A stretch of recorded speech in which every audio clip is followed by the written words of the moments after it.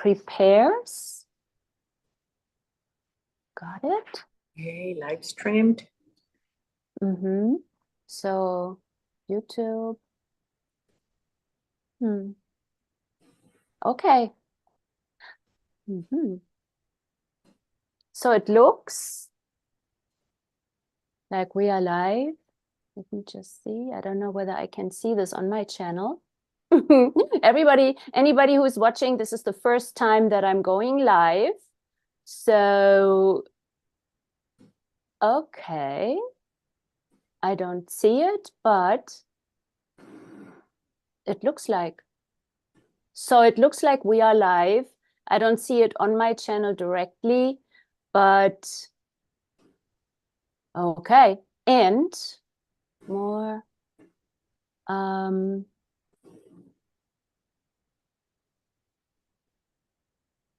Okay, so we are recording. We are live, hopefully, working with and around technology. So welcome everybody to the Artsy Bunch. Conversations about art and creativity. I am Bettina Madini, your host here, and I have with me a wonderful artist, Raquel Hefferan, and she joined me. Where are you now, Raquel? Tell me that again. Connecticut, right? Yes, that is right. Connecticut in the United States. And so we are live. I'm in Wisconsin in the Midwest on this gorgeous, beautiful day. And today we are going to talk about art and wonder. And there's a beautiful thing that Raquel says on her Instagram page, which I will mention in a little bit also, is where you can find her art. She says, wonder requires the cooperation of our inner world to meet the outer world with reverence and fascination. And, you know, I think this is so beautiful, Raquel. And first of all, for us to dive in, why don't you just tell us a little bit about you, where you are, what brought you to art, and whatever else you would like to share right now. Thank you, Bettina. So I am in Connecticut, as you're saying. I came here to the States around 2007. And I was brought here as part of my job, as I was here as an expat. However, and then I landed here in New York, where everything has just, started to bloom around art. There you can immerse yourself into galleries and specifically abstract art. And I'm going to talk a little bit about abstract art. But really, I do think that my journey started when I was a kid. When I was a kid, there was at home, there were my father and my family, they would educate us around beauty. That was super important for my family. My aunt, she became a nun after the war, I do think, because of the terrors of the war, and she came into this inner world where she was painting, and she was painting when I was a kid. I remember she was abroad, but she would send me like little pictures, and in these little pictures she would at that time she was in Washington DC, and she would send me flowers, and she would send me like leaves that she picked up from the trees and little paintings. She was a great painter. She passed away a few years ago, but because she was a nun, the art that she was doing, it had like no commercial value. She painted a few ceilings in the little church, in the convent, and she also was printing books, and she was doing a ton of things. So I do think that just looking into her was super, super important in my early life. And I started to paint, right? I started painting. But at the same time, I was just wondered by all the world that was around me. Curiosity that was driven by my family, just going outside, being amazed by the little flowers, being amazed by the whole universe. And my father being an engineer, you also needed to get like math, logic. So it was enticing. My mother, she played the piano, so we had like art, the world. It was just beautiful. So as I started to grow up, I continued to paint. I know that we all as kids, we have like this inner feeling of painting, and I continued just to paint. As I grew up, I wanted to learn everything. I didn't know if I wanted to be an agronomist, okay? Or I wanted to be like a mathematician, and I also wanted to be a writer. And then all of a sudden I realized, okay, what do I really want to be? So I decided to study philosophy because philosophy for me was just understanding the full world with wonder. At the time, I was, of course, my father was a little bit concerned because I was not be able to make a living. So isn't that interesting when these points of view come in? That is right. So, okay, art is important, creativity is important, but now you need to make a living. Mm-hmm. So I went into the corporate world, and however, I would say this connection with your inner self, this connection with art, ended up in me writing, going deeper into what now they are called like maybe thought experiments, which is how do I embrace art through the lenses of understanding where we come from. And where we come from comes internally from how we think, okay? What do others tell us about art? And then, finally I came into these I would say,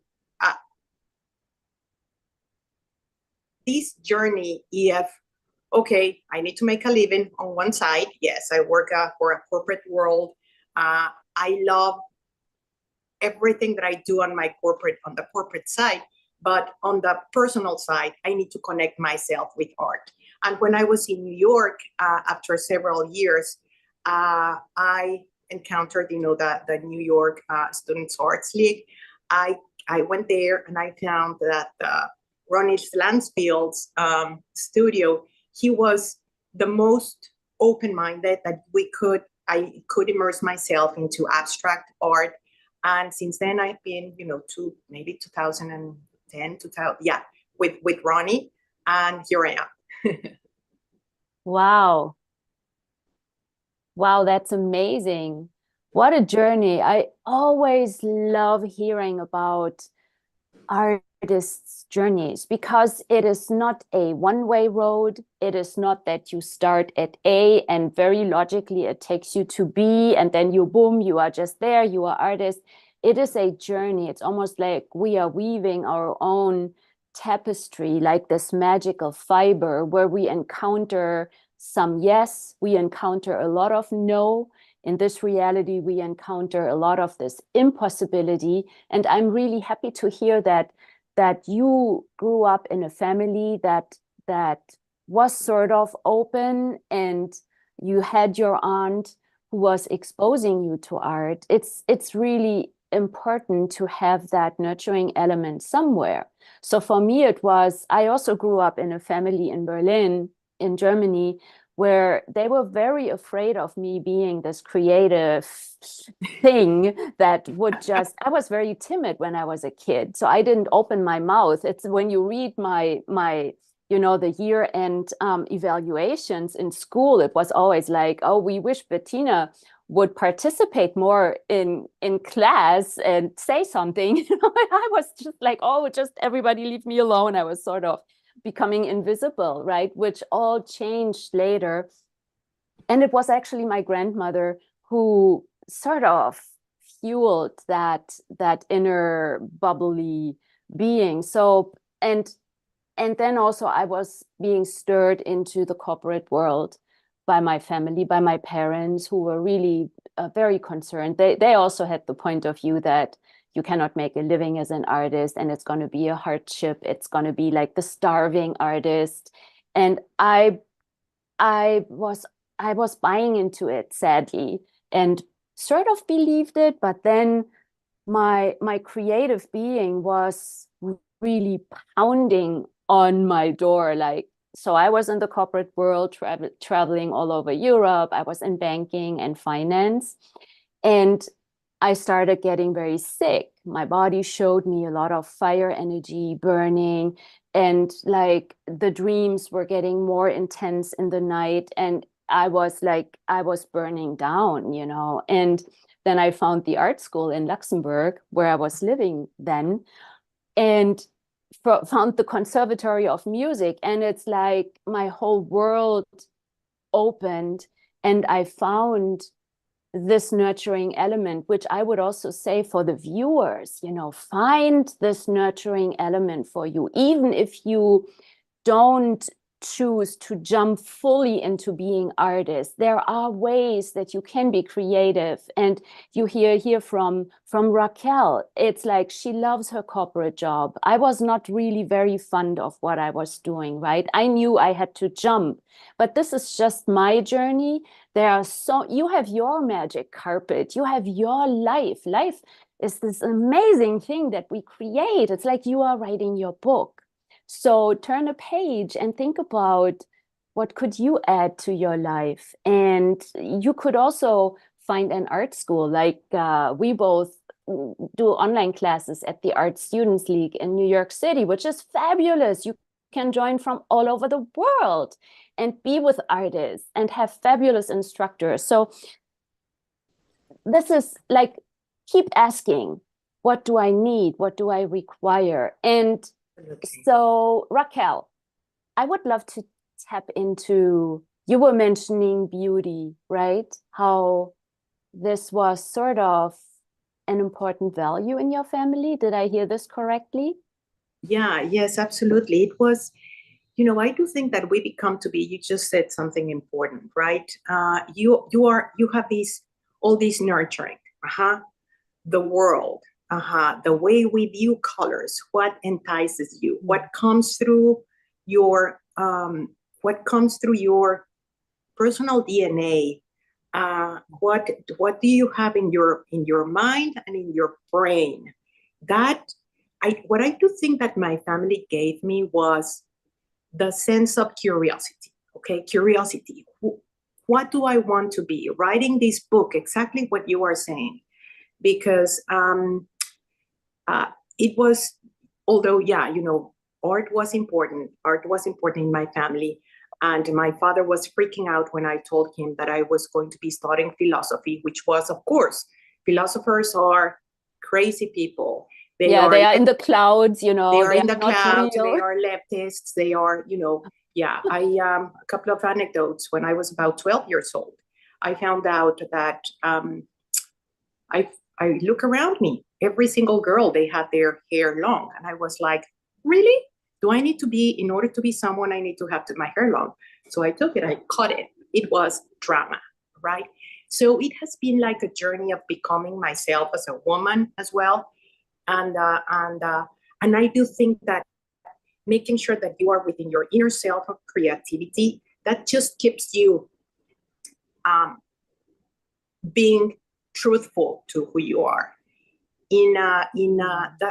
The creative, okay, the being exposed to art, right? Being exposed to the beauty of I love to read, and I love the universe, and I'm interested in quantum mechanics, and I read history, and I love philosophy, and I just want to be a better self, just to entice me and be. I am fascinated by the world and by the fact that I am alive.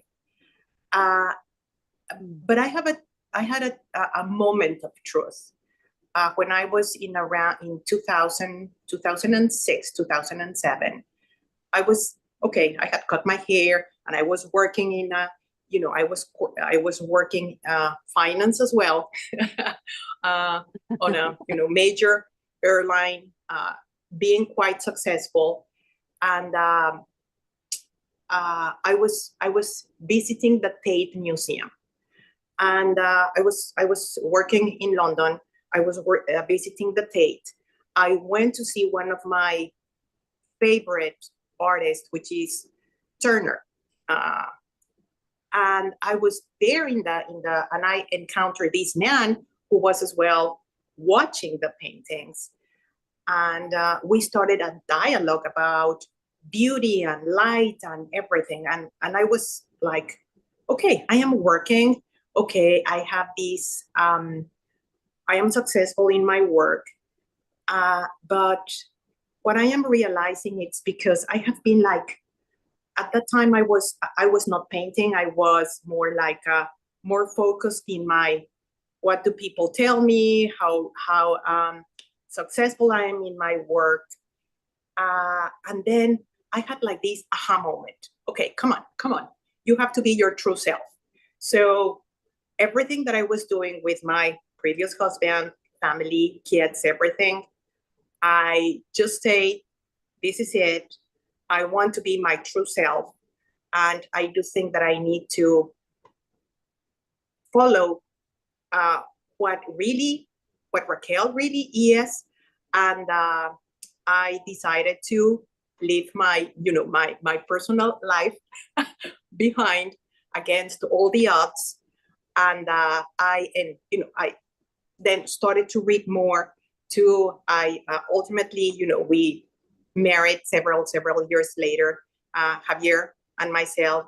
We both, it was like I was finding someone with my own values on wonders of the world, creativity, art. He's a poet.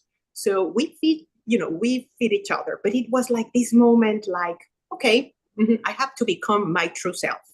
And since then, I have been like writing, reading, and feel much more fulfilled. And those words that you that you pulled from my Instagram, this is exactly how I feel and what I do. But I do feel that, our lives have been like very similar, because you need to encounter the world with different eyes. Your family is telling you, no, you are not going to be successful. Oh, you as a woman, what are you going to be doing? Why do you need to, do you need to see the lenses of art through the lenses of others? So it's like being creative. It's also liberates yourself. And it's like making this true connection with yourself, so you can see the world in a different way.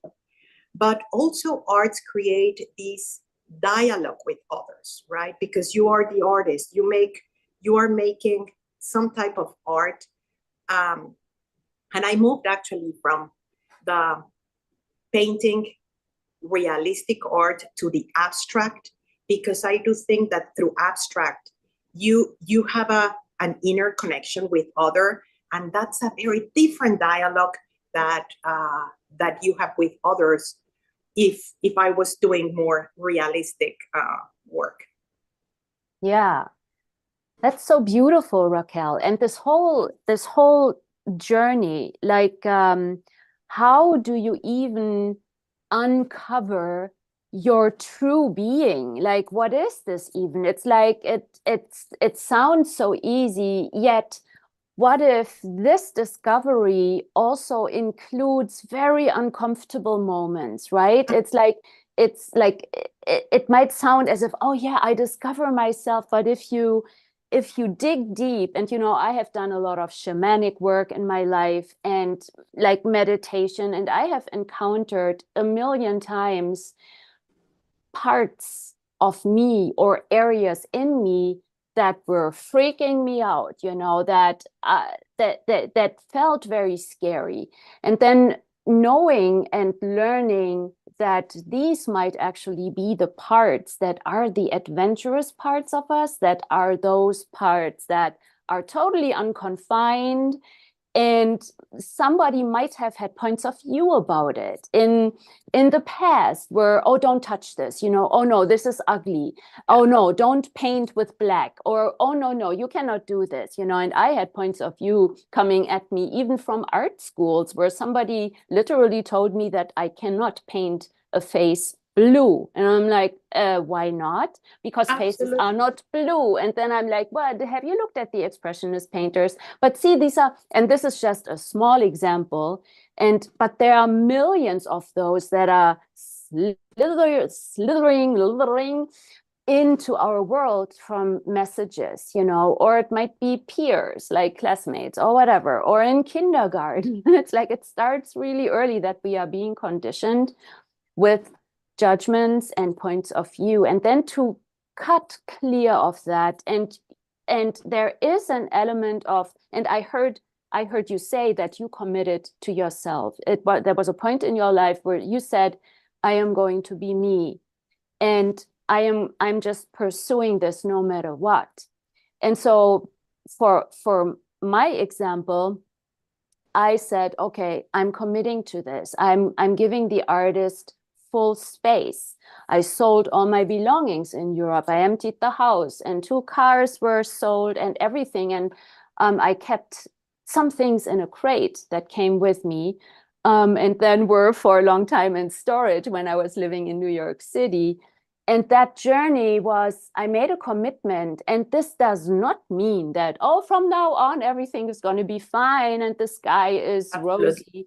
No, we are then going to meet our own demons, right? Our own aspects or things that we have set up for ourselves where, oh, Bettina, don't touch that artist part of you. It's dangerous. Or what are you going to do? And it is in this reality, it's like, coming from the corporate world, we know for the vita, for the CV, it is so important. Everything has to make sense and be logical, like one pearl lines up to the next, and you start with an apprenticeship and you have a job, and the next job has to make sense. Otherwise, you will not get the next job if it doesn't make sense in the whole logical alignment of things. But when we step into the field of art, it is wide open space. So that can be also very intimidating, right? Like, oh, what do I do now? Like, where do I go?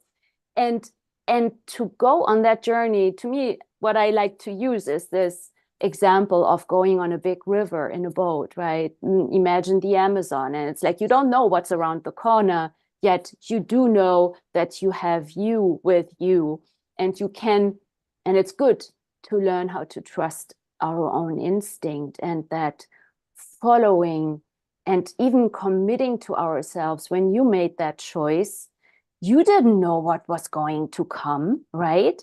We know in hindsight, when we look back, oh yeah, that was a crossroads. Yeah, right?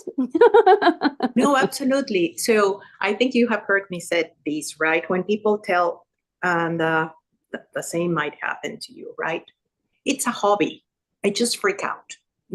Being true to yourself cannot be a hobby. No. So it's like, I paint for a hobby.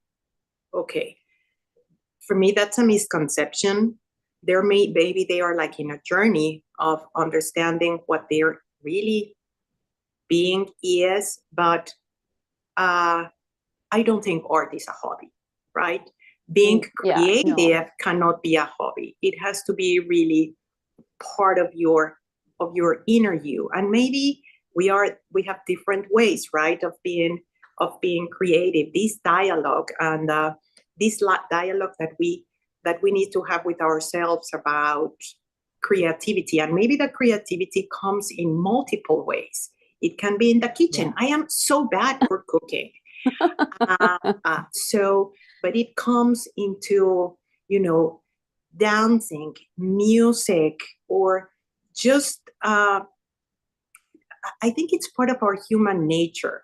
And once we understand and we are like, wow, we are in this connection with the world, whether it's through science, through observation, through colors, through everything, it's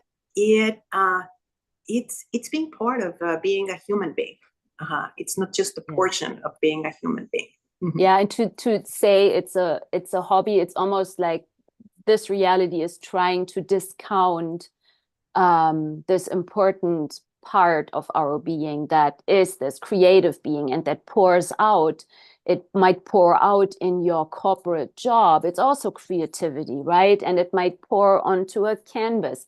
And so there is this element of belittling the artist that is maybe not a full-time artist. And what does this even mean? You know, like I'm not painting 24/7. It's like there are a lot of other things that I need to take care of and do. And yeah, so what if we don't take this point of view, and it's like, oh yeah, it's just interesting that you have this point of view, that I'm having a hobby.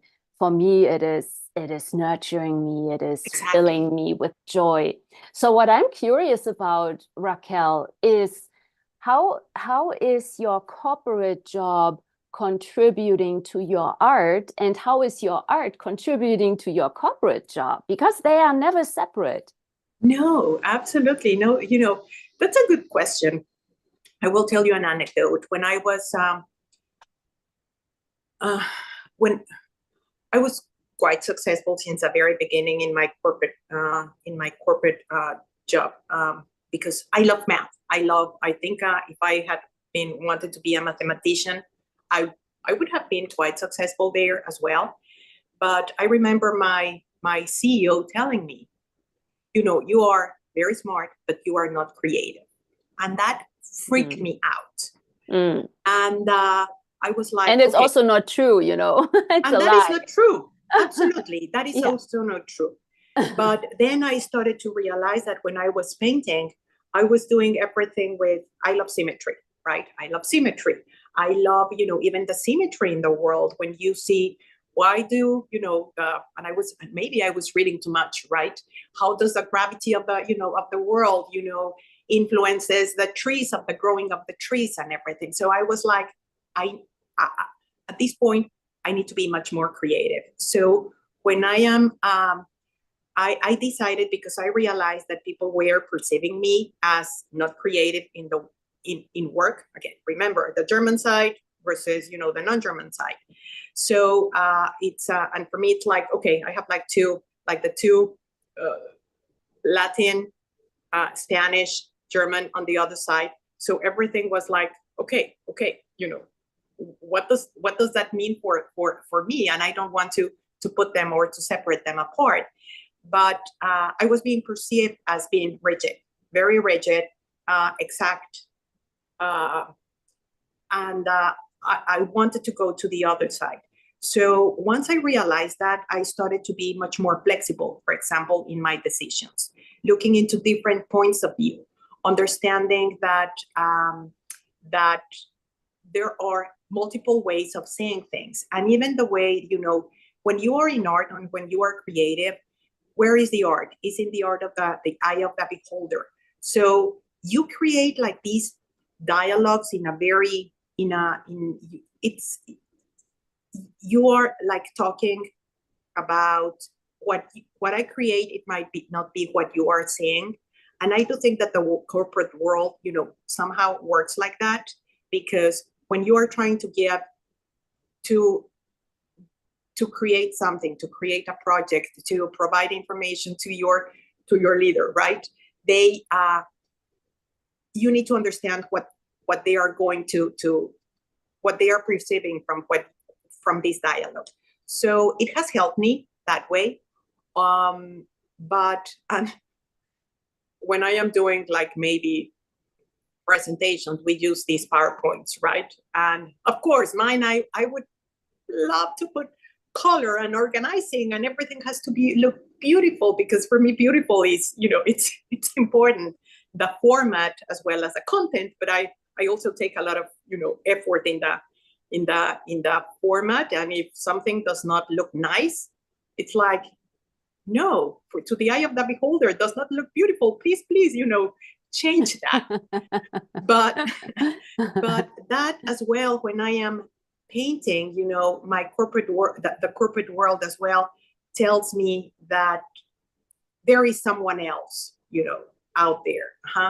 When I am in this dialogue with myself, if I'm true to myself, I will be better in I don't want to give a message in when I am painting, because I do think that there are many artists, right, that they paint and maybe these, and I wanted to ask you this as well, because that has been maybe something that has been frustrating to me for a little bit, right? We want to know who we are in order to paint.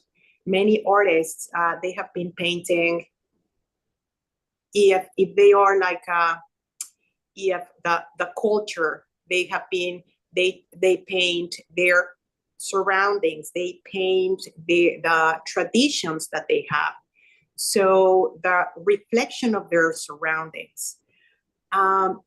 For me, that has been really difficult, because what I try to paint is the inner world, the beauty of the universe, the beauty of the universe. I'm looking into these Hubble paint, Hubble pictures of the universe, and I'm overwhelmed by them. Or I am looking into the red deep color, and I was just amazed around that. That I paint. I love red, and I love beauty and colors and everything. But just trying to say something of my where I live, or how I grew up, or it's not in my paintings, right? I am more about the wonder of life and the explosion of life and true self. So what did you want to ask me about that? Yeah, what about, because that's exactly what I see in your art as well. You are in a complete dialogue with your paintings. You are in an inner dialogue with the materials. You enjoy the paint. You enjoy the surface. You integrate everything. So when Bettina is painting, what is that you are? What is that what is your inner self? What is the wonder? What is that, I would say, aha moment that brings you into painting? Yeah, it is. It's a great question. It is for me, painting is vital. I could not paint. It's like, it's this way of letting my being flow into the world. And for me also, I'm not choosing any socio-critical subjects or painting people sitting in coffee shops. And I could do this. I mean, I have all the skills, right? It's not, but for me, I need to create from this inner well. And for me, beauty and aesthetics is also very important, so this is why I love you mentioning this, like beauty, not the cosmetic industry type beauty or advertising type beauty. It is the beauty that is inside of our hearts, and to connect with this inner being, which you have mentioned also, and then allow that. So my art education in the beginning was actually really about color, Kandinsky's color theory, and to sense color with my body. It's a dialogue. So it's cool that you mentioned dialogue too. It is a dialogue with this being that wants to be created. For me, every painting, every sculpture, every book is actually an entity. It is a being that it's flying by sort of, and we all could pick it up, and then some of us pick it up. This is why maybe I started painting dragons. They came out of the blue. I did not say I want to paint dragons, but they started showing up. And what is this even? They started showing up. I am in dialogue with my painting, and I'm totally staying out of the way. This is why it is a little heartbreaking for any galleries, because they want me to be like in one drawer, but I'm not fitting. I paint abstract, I paint angels, I paint dragons, I paint, maybe they're trees. I love painting trees. I love painting flowers. And it's not like I see that thing like that is a tree in definition, but I actually connect with a being. The tree is talking to me and saying, hey, come on, like sit by me. And then I always have some drawing things with me, and I start drawing and I start painting. There is something that is engaging with me, and I know, and I strongly believe, and this is my truth, doesn't have to be true for anybody else, but for me, everything is alive. Like the nature is conscious, the earth is conscious. And once we start this engaging with the molecules, with the elements. And there are invisible ones for me also that I know of ever since I was a little girl. Engaging with those is breathtaking. So I need to stay out of the way. I need to leave my head out of the studio. I'm good also at the other side, like logical and mathematics. I can do it all. I'm an oddball that, like you can be so creative and also mathematical. And we have it, which is rare to have this gift of having that all. Has its own challenges of navigating it, but it also is very helpful and helps us to be in this reality. So for me, it is, I just start somewhere and I start with color. I love color, and I'm always curious, how many more colors can I create? And what is going to show up? Oh my God, and I'm getting excited, and then I run into frustration, and then I start fighting, and then it's like, this is not working. Now it's getting muddy, and it's like I wipe it off. And so it is, what a journey, not Exactly. a one-way road. And I heard you also talk about this already, Raquel, where you say, I was not happy with this, so I was like scraping it off. And so I want also now to show your art.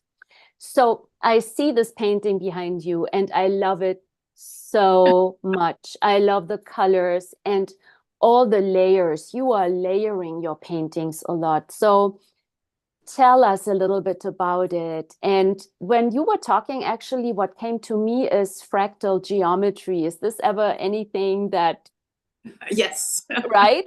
Yes, Aha. correct. Your paintings remind me of that very much.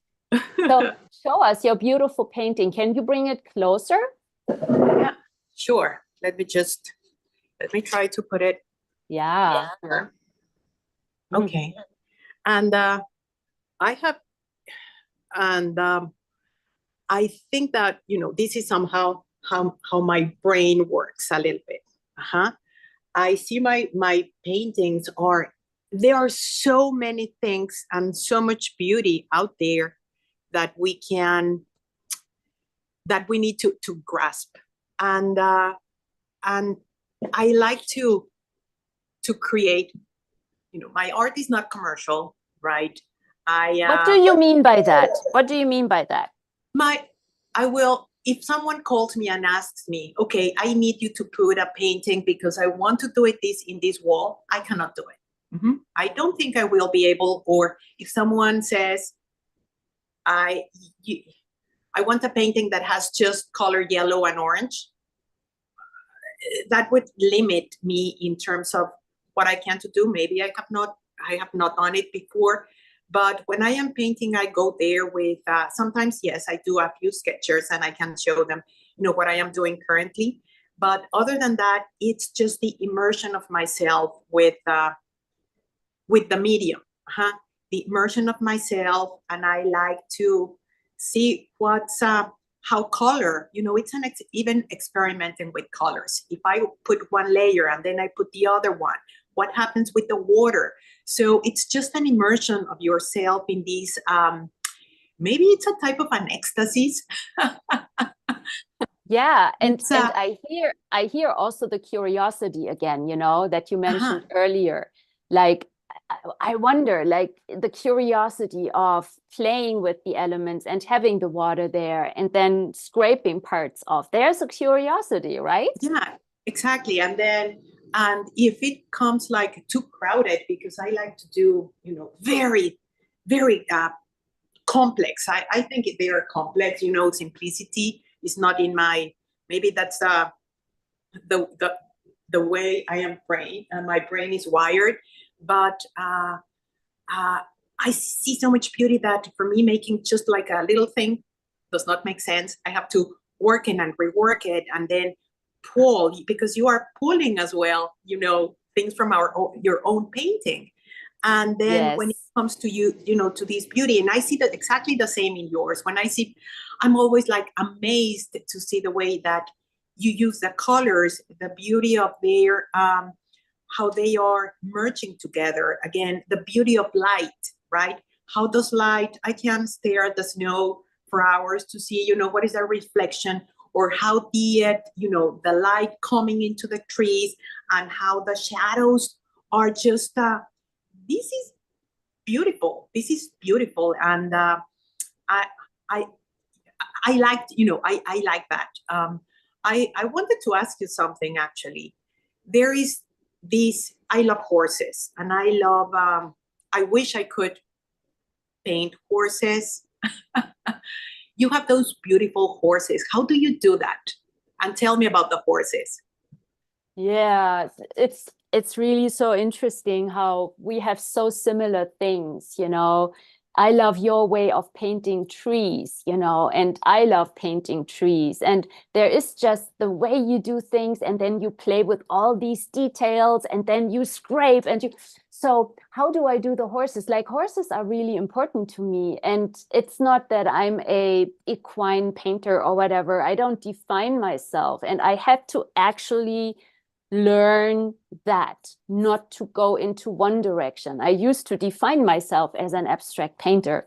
And as I am painting in this wide open space where anything can show up, figures started to show up, and it was a creature. And I'm like, I was devastated because I was this abstract artist that nothing could show up that had any maybe identifiable shape. So I was fighting myself.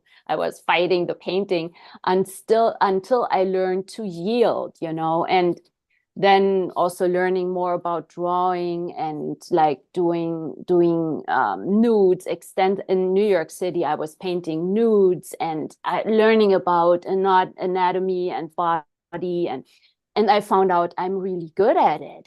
But now I'm saying I can paint anything. So what I'm doing when this, like, and the horses, they came actually into my life. I was a rider like many years ago and had an accident and then backed off of it. But I love horses. I love their energy. I love what they be and how they be. And to me, they are most magical animals. And so lately they have been coming into my life again onto my canvas. There's one behind this one here that is not finished yet. And it's another unicorn that I'm painting. Why am I painting these? Because it's like, for me, there exists a world that is very real to me. And I know people will think that I'm totally crazy and unicorns don't exist. To me, they do exist. They do exist. And there are many other beings that exist where everybody says, oh, she's with the fairies. And I don't care anymore because this is who I am. It's part of my world. And I share my world, and I actually, with that, expose myself to a lot of judgment. And I learned also to not take the judgment, not to make it real. It's not about me. It's okay if it's not part of somebody else's reality. But horses, they have this power. The connection between a horse and the rider is unbelievable. When you really tap into it and you are present with your horse, it will take care of you, and you discover yet the beauty of nature in a totally different way through the being of a horse and running with the wind and just being so incredibly free that a horse gives you wings. Here's the winged horse, for instance. I could paint that too maybe one day. And so I'm going to see horses tomorrow. My friend has horses, and so she invited me over, and just being with them, hearing them breathing next to me, this is calming me down already. It is relaxing me. I just love them. I love the connection. I think, and it might be really something for a lot of people to explore, the connection with animals, the connection with nature, being a horse made an agreement with mankind to take care, right? To serve also, which the zebra has not made that commitment. Horse did, right? And so there is something, why does horse pull heavy wagons and go to war for people, for humans, right? There is something about this animal that is very unique. And I've just learned some more information about horses from a Native American writer that is just blowing me away. There's, Raquel, I'm sure you have encountered that too. When you paint an element in nature, you paint a tree, you are with it, you are there. To me, there is a conversation going on. Absolutely. Right? Like Yeah. when you say, wow, the way the light is coming through, and then, wow, how do I get this on my canvas? I see this in your canvas. And I perceive the conversation that you have with the tree. This is why I find your painting so magical. And I recommend everybody who sees this here now and in the future, please go to Raquel's Instagram page and check out her work. It is really beautiful. Very, very beautiful. She's also working, she told me she's working on her website. So she's going to have a website. So Raquel, what is your Instagram handle? Yeah, so it's RAQ, and then the first last names of my last name, HEFF. So RAQ HEF as in Frank, F as in Frank. That's my Instagram, and my website. It's coming soon. I will be sharing the website with my husband, Javier Carabeo. He has an Instagram. He has a website, Arte Carabeo. It's published in Spain, and he's an artist. So we nurture each other. He's retired. He's an artist, and he's a writer. He writes poems. And we nurture each other in terms of our art. So we decided to come up with this new project together, where we are going to be working together in our art and in this dialogue of creativity, as you are saying. Wow, this is so beautiful.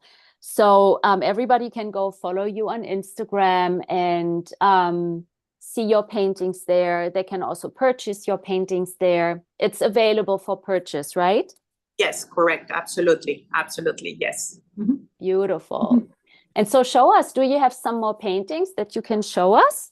Oh, sure. So again, in this dialogue of creativity, I wanted to show one,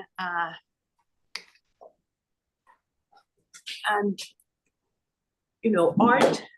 art is, we all inspire each other. And I was once in Paris, and I encountered this, he's actually an American artist who was painting in plexiglass. So I have a few paintings on plexiglass. They are painted onto plexiglass, right? Yes, onto wow. Plexiglass. So it's transparent plexiglass. Yes, there you go. And then, yeah. Mm-hmm. Wow, they are like stained glass. Wow. Exactly. They come like stained glass. So hold it in front of you, just to the camera in front of you, so we can see it. Yeah, and you have now the white paper behind, so we can, oh my gosh, is this beautiful. I'm going to stop talking and show it full view here. So say something, Raquel, so they can see it. Yeah, so this is absolutely, I was trying to do something as the stained glasses that are in those fantastic churches, right? When the light comes through, I was trying to capture light. The light here in my studio is not really good, but that is exactly the idea behind, how we see light and how we perceive the colors through the lenses of the light. Mm-hmm. Wow, this is gorgeous. I love it. It's beautiful, Raquel. You could have prints of this too. Yeah, yes, absolutely. I want to do that as well. And I know that you have done it in silk and have prints. So, I will be working on that. Mm-hmm. Yeah, you can add prints then to your website, because this would work beautifully with prints. I just quickly show one of my tree paintings here. This is actually an oil painting. I don't know whether with the glare it is very visible. The painting is 48 inches tall and 48 by maybe 36 across. So just to give some examples, this is a small print, you know, and behind me is an original painting that I thought I was finished with it. This is interesting. I painted it last year, thought I was finished. It's 64 inches tall. And just like a week ago, it popped. It came to my awareness and it's like, I'm not done. The painting is back here. Exactly. Oh, Do you wow. have this? Yeah, you know, I have. That happened to me exactly 2 weeks ago. I was like with my paintings. Let me bring it because yeah, it's so.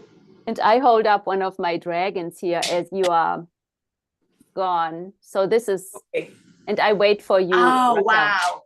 wow. I was just doodling the other day. I was listening to another podcast. Wow. And so out of the blue, this is a drawing. This is awesome. So I did the drawing on Yupo paper, actually. I like Yupo paper for drawing. Okay, so now show us your painting. Oh, wow. So this was, I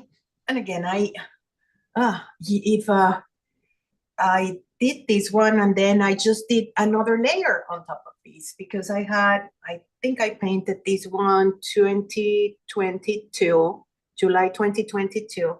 And just a few weeks ago, I'm like, oh, I will be doing so. What I did last week is just added additional color and it's different. It's a new painting. Wow. I didn't talk because when I talk, then the speaker view comes onto me and I wanted people to see the painting. This is gorgeous. Gorgeous. Yeah, see, and I love this being out of control. Where did you have like second thoughts about painting another layer over it? Does this ever cross your mind? Oh my God, what if I make a mistake? What if I ruin my painting now? Do you have this or not? I do. Yeah, I do. But I don't want to be afraid, right? If I was, if I was, if I was, for me, painting is a dialogue. It's a dialogue that you have with yourself, and whoever wants to be part of the dialogue, they are more than welcome to join the conversation. And because it's just like different me's at different stages. If I want to bring one and then paint something above it, you know, I just do it. So yeah. I love that. Why not? You know, and what if nothing can ever be wrong, you know? And what I discovered is like when I just let go of that point of view, which I do also have, it's like, oh my God, what do I do now? It's like, hey, but what I use then is I ask a question such as, wow, what can I actually lose here? Is there anything that I can lose? And hey, what could I create if I were totally courageous right now, you know? Absolutely. And what if nothing can ever go wrong? And then I just start painting and it blows me away what is possible. And nowadays with technology, you could always have a picture of the first version of your painting. I know artists who will then take that picture, print it on canvas and paint over the canvas, create a new painting on top of the canvas print, right? Yeah. So it could go in so many ways, and like so much is possible if we don't hold back and if we do not, like horses, if we don't go into fear. Horses can be skittish, right? But if you have a horse that is not afraid, a horse that is a master or a mistress of magic, wow, it's like the sky is not the limit, you know. And what if we can be this joyful expression, and this exuberance of life, right? That just goes into like children that don't have a point of view. They just destroy the painting, they paint on top, or it's like, oh, it goes in the garbage, boom. And I heard this about Georgia O'Keeffe, you know, when she one day, I think it was while she was still in New York City, she took a whole bunch of her paintings and drawings that she thought were not good, and she burned them in a big container on the balcony. And she just said, I burn. I don't want any bad paintings to be out here. And I did this once too. I burned in a burn pile. I threw some of my watercolors, and you know what? It was so beautiful because I watched the flames, and you know, from this, I when I paint watercolor, I use really good pigment, right? It's beautiful paints. And so in the flame, I saw red. I saw your painting, like red and blue and purple and yellow. And I'm like, oh my God, this is so beautiful. And it felt good, right? So there's no limit, really. No, there's no limit. And let me just show you one that I did a while ago. Yeah. This is a small one. Oh, wow. Let me pull. Okay. Talk. Yeah, this is just a small one. And has as well different colors. I take pictures, as you are saying. I take a lot of pictures from my paintings to see how they evolve. Sometimes I go back and I say, that one looks good. But you know, it's a dialogue. And hold it in front of the camera. Really hold it up there in front of you so we can totally see it. Come closer, closer. And you have to talk now so we can see it. Yeah. So this one I did it as well in 2022, and it's a small one. Wow. So also the size, I am not fixed with the size. Whenever you are painting smaller, I do much more detail than when I'm painting bigger. But I don't think I'm same here. Not constrained whether it's small, whether it's big, whether I need to do a series. So it's just like I feel like for freedom, right? Wow. And we want to be. I love your colors. It is so beautiful. It is so free, and the way you bring in the light, it's amazing. It almost reminds me of like phosphor, when you know there are these rare moments on the ocean when there's a certain algae and it glows like phosphorus green. Reminds me of, yeah, or like Avatar, you know, how everything truly, when you have that vision and it's fully reestablished, you can see this flow of light everywhere in the forest. Reminds me of that. It's beautiful. I love your work. I know, and me too. You know, I love yours. And the flowing of the colors, how they merge the colors. There is, if you want to paint oil, it's oil. If it's, you know, the art is not in a medium. I think, and I think we have had this conversation. Where is art? Is it in the eye of the beholder? Is it in your hand? Is it in your head? You know, it's just, creativity is everywhere. You just need to be able to pull it outside of yourself. Absolutely. And this is such a beautiful way to end our live stream today. Like, it is everywhere around us. And so what would you say to our audience? How can they tap into their own being and into starting to capture whatever it is they want to create or paint or write? What would you say? What is a good tool to use? Just be present, be there.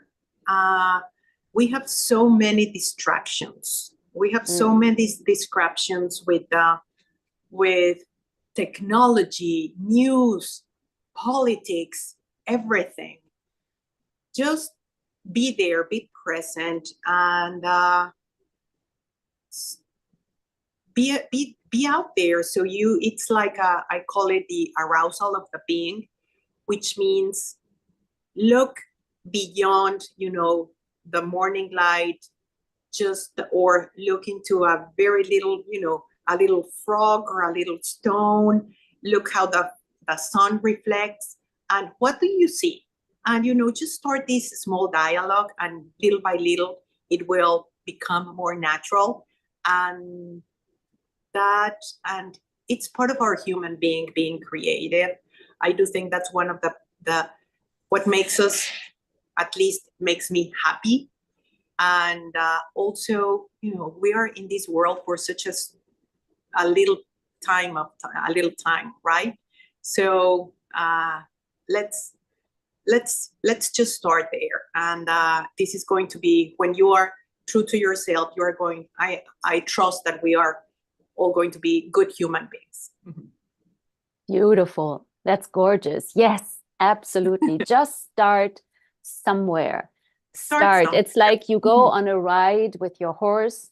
You don't stand in the stable sitting on your horse and you want to know exactly what's going to happen. And before you know exactly what's going to happen on the ride, you're not going to leave the stable. No, you are going on the ride, and you know that you are going to be fine, and you are facing what you are going to face with your horse. And it's a journey. And so for creativity, I love what you said, Raquel. Thank you so much. Just start somewhere and see where it takes you, right?